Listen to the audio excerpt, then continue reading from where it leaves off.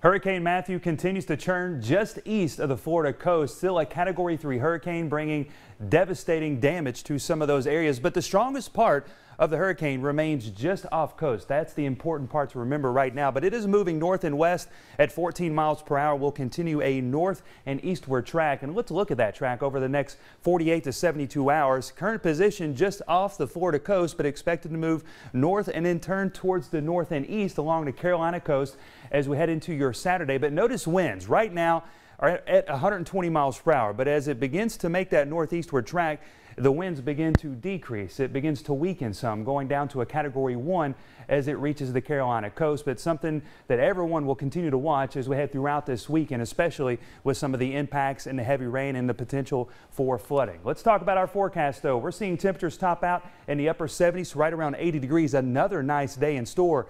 But some cloud cover begins to increase, and the chances there for a few showers. And that will continue into tonight. Cold front swings through, keeping some of those rain chances around.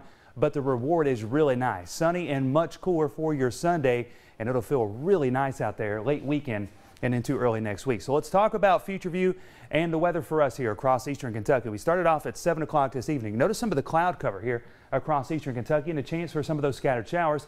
That's associated with Hurricane Matthew as it continues to ride up the southeastern United States coast. But check out this cold front moving in from the north and west. It will push all this rain and some of the clouds well to our east as we head into your Saturday afternoon, eventually clearing eastern Kentucky into Saturday night. High pressure then builds in, and we are nice and dry and sunny. It's going to feel really nice into your Sunday afternoon, and that will continue into another work week as well. An average high should be at 71 degrees. We're below that Sunday.